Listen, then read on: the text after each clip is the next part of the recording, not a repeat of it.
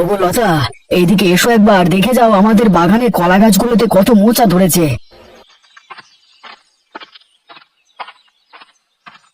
হ্যাঁ গো, তাই তো, অনেক কলার মোচা এসেছে তো গাছগুলোতে। বাহ, দেখতেও বেশ ভালো লাগছে। এবার আমাদের কলা গাছগুলোতে না বেশ কলার ফলন হবে বলো।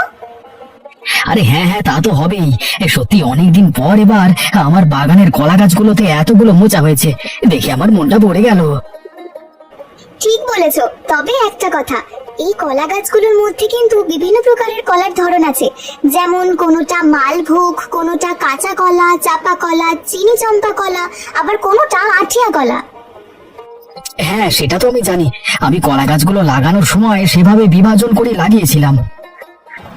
আচ্ছা আচ্ছা, বেশ। বলছিলাম কি যে এখান থেকে কিছু কলার মোচা যদি বাজারে নিয়ে গিয়ে বিক্রি করা যায়, তাহলে কিছু টাকা রোজগার করা যাবে। কথাটা ভালোই বলেছো। শুধু মালভোগ কলার গাছগুলো বাদ দিয়ে বাকি গাছের মোচাগুলো বেচে দিও। ভাবছি কলার মোচাগুলো বেচবার পর যে টাকা পাবো, সেই টাকা দিয়ে বাড়ির চালটা সারিয়ে নেব। সামনে বর্ষা আসছে, তার আগেই কাজটা সেরে ফেললে ভালো হয়, তাই না বলো? হ্যাঁ হ্যাঁ হ্যাঁ, তুমি ঠিকই বলেছো। আমিও ভাবছিলাম এই কথাটাই তোমাকে বলবো, কিন্তু তুমি আমারই মনের কথা বলে দিলে।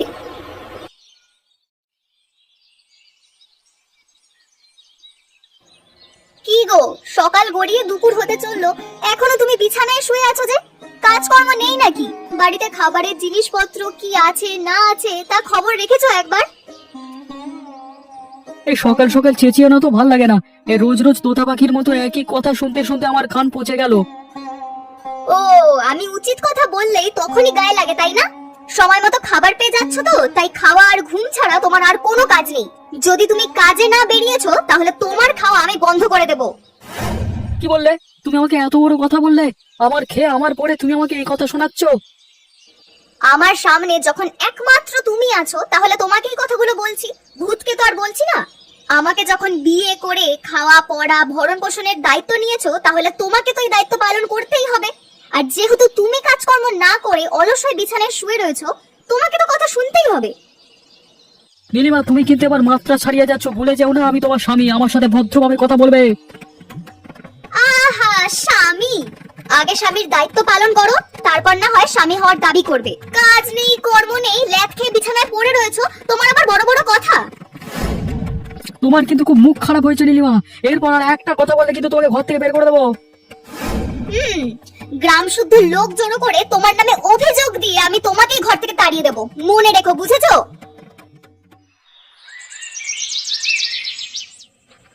অবিনাশ, ও অবিনাশ, বাড়িতে আছো?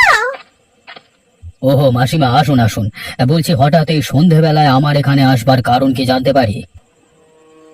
আসলে আমি বেশ কিছু সমস্যার মধ্যে জর্জরিত হয়ে আছি, তাই ভাবলাম তোমার কাছে এসে আমার দুঃখ কষ্টের কথাগুলো জানাই।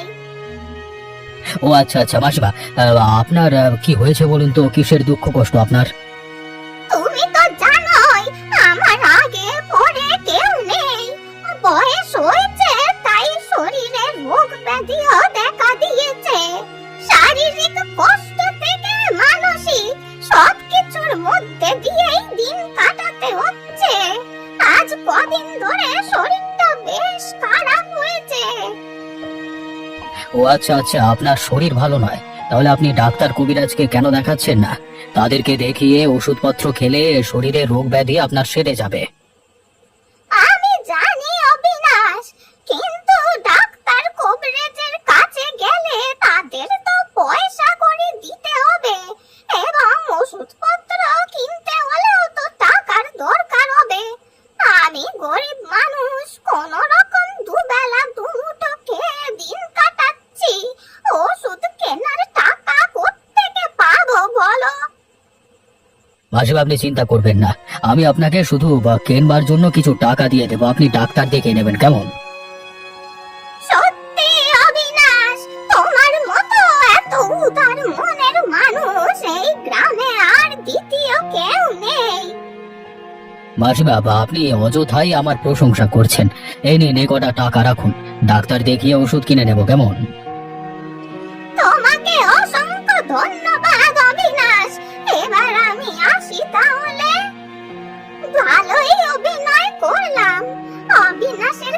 থেকে কিছু টাকা হাতিয়ে নিতে পারলাম।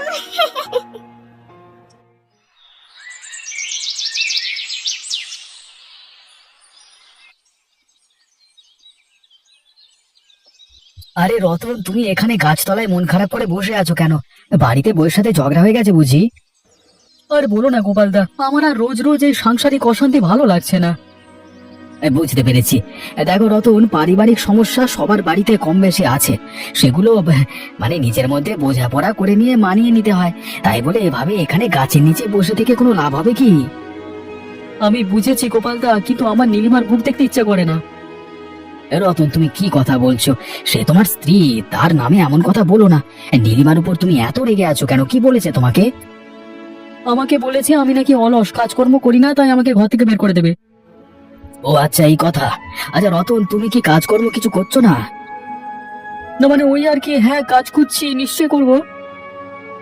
দেখো রতন, পুরুষ মানুষ অলস হয়ে বসে থাকলে সমাজ তাকে দাম দেয় না, বুঝেছো? আর নীলিমা তো তোমার স্ত্রী, কাজকর্ম না করলে সে তো তোমাকে কথা শোনাবেই। গোপালদা, তুমি দেখছি নীলিমার হয়ে কথা বলছো। দেখো রতন, আমি বাস্তব কথাই বলছি। তুমি বাড়ি যাও, ঠান্ডা মাথায় আমার কথাগুলো ভাবো, আর খুব শীঘ্রই কাজকর্মে মন দাও, বুঝেছো? ঠিক আছে গোপালদা। ওরে অবিনাশ, কোথায় আছিস তুই? আয় দেখ, তোর জেঠু এসেছি, দেখ। হরিপদ জেঠু, আরে বাবা, এতদিন পর তুমি এসেছো আমার বাড়িতে। সত্যি তোমাকে দেখে মনটা ভীষণ ভরে গেল আর কি। অনেকদিন ধরে ভাবছিলাম তোমার এখানে আসবো, কিন্তু কোনোভাবে হচ্ছিল না। আজকে শেষমেশ এসেই ফেললাম। খুব ভালো করেছো হরিপদ জেঠু, এবার কিন্তু বেশ কিছুদিন আমার এখানে থাকতে হবে। বেশ বেশ, বেশ কিছুদিন কেন, সারা জীবন থাকতেই তো এসেছি আমি। তোমার এখানে থাকলে ভালো ভালো খাওয়া দাওয়া খেতে পারবো, আর মাঝে মধ্যে তোমার কান ভাঙিয়ে নিজের স্বার্থ আদায় করে নিতে পারবো। কি মনে মনে কথা বলছেন জেঠু? না না, ওই আর কি, মানে বলছিলাম যে বাড়িটা তো বেশ ভালো বানিয়েছো, তোমার এখানে থেকে কিছুদিন শান্তিতে কাটাতে পারবো, সেটাই।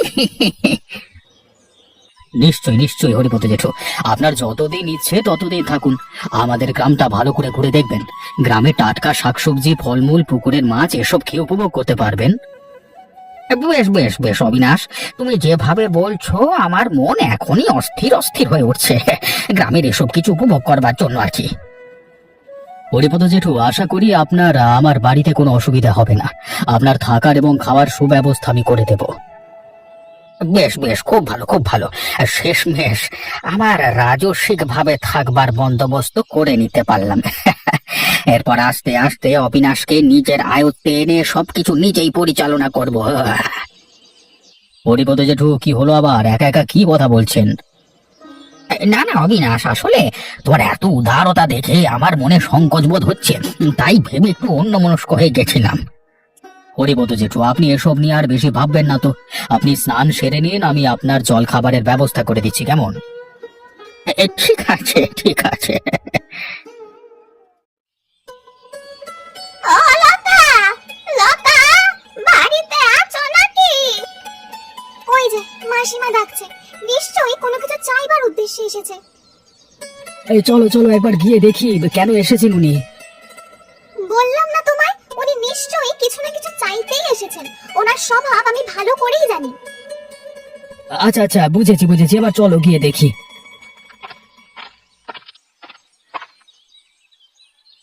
এই যে গোপাল, লতা, এদিক দিয়ে যাচ্ছিলাম, তাই ভাবলাম একবার তোমাদের সাথে দেখা করে যাই। আচ্ছা আচ্ছা, ভালোই করেছেন। বলছিলাম কি, ওই যে তোমাদের বাগানে কলা গাছগুলোতে তো বেশ মোচা হয়েছে, আমাকে কটা মোচা দেবে গো? আমি তোমাকে বলেছিলাম না, এই বুড়ি এসেছে কিছু না কিছু চাইতে। এবার দেখলে তো আমার কথাটা কিভাবে মিলে গেল। কি গো লতা, আমাকে কটা মোচা দেবে নাকি গো? মাসিমা, বলছিলাম কি যে ঠিক আছে, আপনার কটা মোজা লাগবে বলুন, তবে দাম নিয়ে চিন্তা করবেন না, আমরা আপনার থেকে কম করেই রাখবো। সে কি কথা লতা, তোমরা আমার থেকে মোচার দাম নেবে? কেন মাসিমা, আপনার থেকে দাম না নেওয়ার তো কোনো কারণ নেই। আমি এই গ্রামের এক অভাগা গরিব বুড়ি, তোমরা আমার থেকে কি করে মোচার দাম নিতে পারো? মাসিমা, আপনি তো জানেন যে আমরা কৃষক মানুষ, আমাদের সংসার এই কৃষিকাজের উপরেই চলে। গ্রামের মোড়ল বা প্রধানের মতো আমাদের তো অত বিষয় সম্পত্তি নেই, তাই দান করার মতো ক্ষমতাও নেই। বলছিলাম যে একটা মোচা অন্তত আমাকে দাও। এতগুলো মোচা হয়েছে তোমাদের কলা গাছে, তার মধ্যে একটা মোচা আমাকে দিলে কিছু কম পড়ে যাবে না? তা ঠিক বলেছেন মাসিমা, কিন্তু কথা হলো যে গাছের সবকটা মোচা না বায়না হয়ে গেছে, এই বিনামূল্যে একটা মোচাও দেওয়া যাবে না। ও তাই নাকি?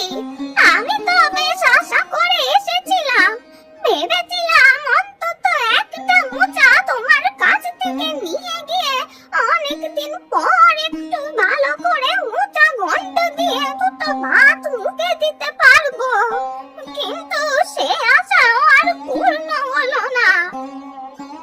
মাসিমা, কিছু মনে করবেন না, বুঝতেই তো পারছেন আমরা চেয়েও আপনাকে একটি মোচাও দিতে পারছি না। মাসিমা, বলছিলাম সংসারে অনেক কাজ পড়ে আছে তো, সেগুলো শেষ করতে হবে। আজ না হয় আপনি আসুন। ঠিক আছে।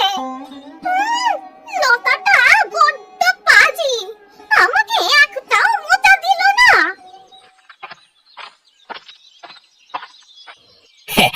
তুমি বেশ বুদ্ধি করে কথার পাকে মাসিমাকে তাড়িয়ে দিলে। আর না তো কি, আমি ওনার স্বভাব ভালো করেই জানি। একদিন বিনামূল্যে ওনাকে মোচা দিলেই না, উনি কিছুদিন অন্তর অন্তর এসে এরকম আবদার করতে থাকবে, তাই ওনার সেই ইচ্ছাকে একেবারেই খারিজ করে দিয়েছি।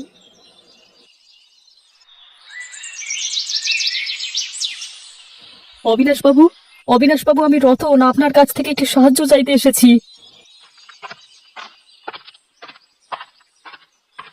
আরে রতন, এসো এসো, বলো আমার কাছে কি সাহায্য চাইতে এসেছো? অবিনাশ বাবু, আসলে আমাদের একটি কাজের খুব দরকার। আমার কাজ নেই বলে সংসারে অনেক অশান্তি হচ্ছে কিছুদিন ধরে। তোমার কাজ নেই বলে তোমার সংসারে অশান্তি? কিন্তু কার সাথে অশান্তি হচ্ছে? কার সাথে আর অশান্তি হবে অবিনাশ বাবু? আমার সংসার, আমার স্ত্রী ছাড়া আর কে আছে বলুন তো? তার সাথে রোজ রোজ ঝগড়া হচ্ছে এই বিষয় নিয়ে। ও, বুঝতে পেরেছি, কাজকর্ম না থাকলে সংসারে অশান্তি হওয়াটা তো খুব স্বাভাবিক ব্যাপার। তাই জন্যই তো আপনার কাছে সাহায্য চাইতে এসেছি। আমাকে দয়া করে একটি কাজের ব্যবস্থা করে দিন, না হলে রোজ রোজ এই অশান্তি সহ্য করতে করতে আমি পাগল হয়ে যাব। আমি তোমার মনের অবস্থাটা বুঝতে পেরেছি রতন। ঠিক আছে, আমি তোমার একটি কাজের ব্যবস্থা করে দেব, তবে আমার একটা শর্ত আছে। বলুন অবিনাশ বাবু, আপনার কি শর্ত আছে? আমি যথাসাধ্য চেষ্টা করব আপনার শর্ত রাখবার। আমার শর্ত এই যে তুমি যদি আমাকে মোচার পাতুরি খাওয়াতে পারো, তবে আমি তোমাকে কাজের ব্যবস্থা করে দেব। আচ্ছা বেশ, আমি চেষ্টা করব। মোচাগুলো তো অনেক উঁচুতে, কি করে পারি? সেদিন লতার কাছে এত অনুরোধ করলাম একটা মোচা দেওয়ার জন্য, কিন্তু সে আমাকে কোথার পানে জড়িয়ে তাড়িয়ে দিল। আর যেভাবেই হোক একটা মোচা আমি নিজেই গাছ থেকে পেড়ে নিয়ে যাব। কি হলো মাসিমা, আপনি আমাদের বাগানে কি করছেন? ও, বুঝতে পেরেছি, আপনি মোচা চুরি করতে এসেছেন, তাই না? তুমি কি দেখেছো আমাকে কিছু চুরি করতে? তাহলে কেন তুমি আমাকে চোর বলছো? মাসিমা, আপনার মতিগতি দেখে তো আমার তাই মনে হচ্ছে। তাহলে চুপি চুপি আপনি আমাদের বাগানে কি উদ্দেশ্য নিয়ে ঢুকেছেন? কেন? বাগানটা না হয় তোমার, তা বলে কি কেউ বাগানে পা রাখতে পারবে না? নিশ্চয়ই না।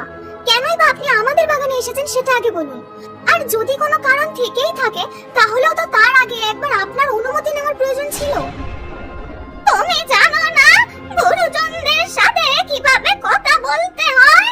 তুমি আমাকে যা তা বলে যাচ্ছ কখন থেকে।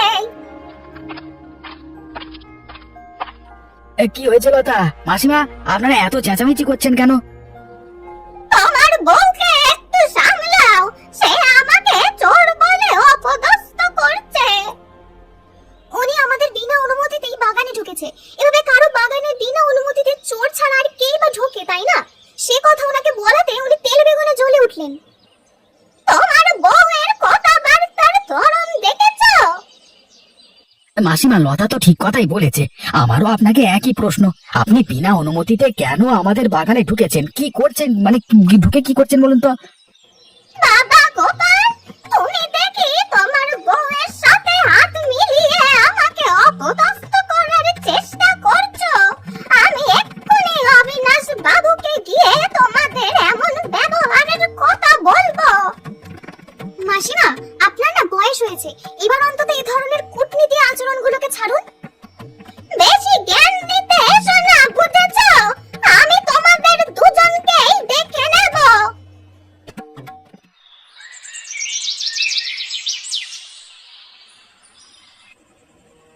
কি হয়েছে কি? এভাবে মুখ চিপসে বসে আছো কেন? কাজকর্মের কোনো সন্ধান পেলে? না নীলিমা, এখনো সেভাবে কোনো কাজের সন্ধান হয়নি। কেন? তোমার না অবিনাশ বাবুর বাড়িতে যাওয়ার কথা ছিল? ওনার সাথে গিয়ে কি দেখা করেছিলে? আজকে বিকেলেই ওনার সাথে দেখা করে এসেছি এবং আমার একটি কাজের ব্যবস্থা করে দিতেও বলেছি। তাহলে উনি তোমার কাজের বন্দোবস্ত করে দেওয়ার বিষয়ে কি বললেন? নীলিমা, অবিনাশবাবু আমাকে আশা দিয়েছে যে আমার একটা কাজের ব্যবস্থা উনি করে দেবেন, কিন্তু ওনার একটি শর্ত মানতে হবে। শর্ত মানতে হবে? অবিনাশ বাবু তোমাকে কি শর্ত দিয়েছেন? অবিনাশবাবু বলেছেন যে যদি আমি ওনাকে মোচার পাতুরি খাওয়াতে পারি তবে উনি আমার একটি কাজের ব্যবস্থা করে দেবেন। কিন্তু তুমি এত মোচা কোত্থেকে পাবে? গোপালদার বাগানে কলা গাছগুলোতে অনেক মোচা হয়েছে, সেখান থেকে যদি মোচা চুরি করা যায় তাহলে কি তুমি মোচার পাতুরি বানিয়ে দিতে পারবে অবিনাশবাবুর জন্য? হ্যাঁ হ্যাঁ, এ তো আমার বাঁ হাতের খেলা। তুমি আগে ভালো মোচার বন্দোবস্ত করো, তারপর সেই মোচার পাতুরি বানানোর দায়িত্ব আমার, বুঝেছো? তবে চুরি করে মোচা আনাটা কি ঠিক হবে? সব ঠিক হবে, ও নিয়ে তুমি ভেবো না।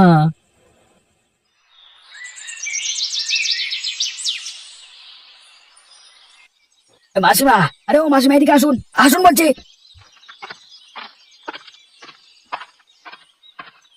কি হয়েছে গোপাল? এত ষাঁড়ের মতো চেঁচাচ্ছ কেন? মাসিমা, আপনি এই বয়সে এত নিচু কাজ কিভাবে করতে পারলেন? গোপাল, নেশা করেছো নাকি? কি যাতা বলছো? আমি আবার কিসের নিচু কাজ করলাম? মাসিমা, আরে এত নাটক আপনি নাই বা করলেন? কখন থেকে তুমি আমাকে উল্টো পাল্টা কথা বলেই যাচ্ছ? এরপরে কিন্তু আমি আর চুপ করে থাকবো না। বাবা, চোরের মায়ের আবার বড় গলা রে। হ্যাঁ, কেন আমার বাগানের মোচাগুলো কালকে রাতে কে চুরি করেছে? নিশ্চয়ই আপনি। ওই জন্যই সেদিন চুপি চুপি আমাদের বাগানে ঢুকে মোচাগুলো দেখছিলেন। তোমার গাছ থেকে তো আমি কোনো মোচা চুরি করিনি। সত্যি বলছি গোপাল, সেদিন তোমাদের না বলে বাগানে ঢুকেছিলাম বটে, কিন্তু আমি একটা মোচাও চুরি করিনি, বিশ্বাস করো। মাসিমা, বিশ্বাস আর আপনাকে কখনোই না। লতা আমাকে আগেই বলেছিল আপনার স্বভাবের কথা। তবে জেনে রাখুন, এর বিচার একদিন হবেই। আমি অবিনাশ বাবুকে গিয়ে সব কথা বলবো।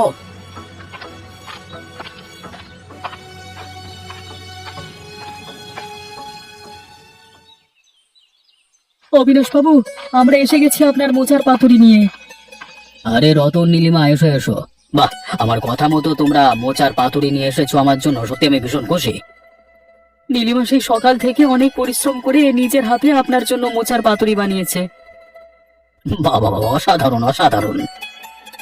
অবিনাশ বাবু, আমার হাতে বানানো মোচা পাতুরি খেতে কেমন হয়েছে একবার একটু খেয়ে দেখুন।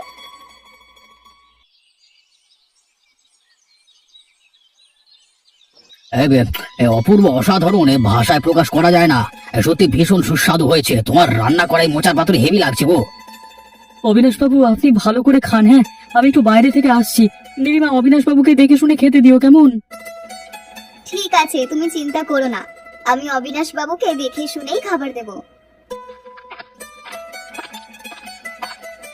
বেশ বেশ, মোচার পাতুরি আমি ছোটবেলা থেকে বরাবর ভালোবাসতাম। আচ্ছা বলো তো, এত মোচা কোথা থেকে পেলে? অবিনাশ বাবু, আসলে রতন ওই গোপালদার বাগানের কলা গাছ থেকে কাল রাতে মোচা চুরি করে এনেছে, আর সেই মোচা দিয়েই আমি আজ আপনার জন্য পাতুরি করে এনেছি। কে চুরি করে মোচা এনে আমাকে মোচার পাতুরি খাওয়ানো হচ্ছে? গোপাল কষ্ট করে যত্ন করছে বাগানের কলা গাছগুলোতে, এত মোচা ধরছে, আর সেই মোচা নাকি তুমি চুরি করে নিয়েছো? চি চি চি চি চি।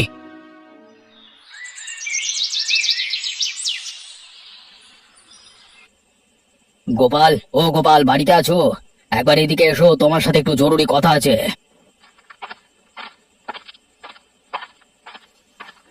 অবিনাশ বাবু, আসুন আসুন। হ্যাঁ বলুন, আপনাকে একটু কি সাহায্য করতে পারি? তুমি আর কি সাহায্য করবে? আমি তো তোমার কাছে ক্ষমা প্রার্থী। না না, এ আপনি কি বলছেন অবিনাশ বাবু? আপনি বিনা কারণে কেন ক্ষমা চাইতে যাবেন আমার কাছে? আসলে অজান্তে আমার একটা বড় ভুল হয়ে গেছে, তার জন্যই তোমার কাছে ক্ষমা চাইছি। অজান্তে আপনার দ্বারা কি এমন ভুল হয়েছে অবিনাশ বাবু? সমস্ত ঘটনা রতন বলবে। বল বল রতন, বল, সমস্ত ঘটনা বল। গোপাল দা, তুমি তো জানোই আমার বাড়ির অশান্তির কথা, তাই আমি অবিনাশ বাবুকে বলেছিলাম আমাকে একটি কাজের ব্যবস্থা করে দিতে। অবিনাশ বাবু আমাকে শর্ত দেন, যদি আমি ওনাকে ভালো মোচার পাতুরি খাওয়াতে পারি তবে উনি আমাকে একটি কাজের ব্যবস্থা করে দেবেন। কি হলো, থামলে কেন, বলো। কালকে রাতে না আমি তোমার বাগান থেকে সমস্ত মোচাগুলো চুরি করে বাড়িতে নিয়ে যাই। এরপর নীলিমা সেই মোচাগুলো নিয়ে অবিনাশ বাবুর জন্য মোচার পাতুরি রান্না করে দেয়। অবিনাশ বাবু এই ঘটনা জানতে পেরে ভীষণ আফসোস করেন, মা রাগ করেন আমাদের উপর। তুমি রতনের মুখে সব ঘটনা শুনলে, তাই তো? এই ক্ষতিপূরণ হিসেবে আমি তোমাকে কটা টাকা দিচ্ছি ভাই। ধন্যবাদ অবিনাশ বাবু, সত্যি আমি কি বলবো।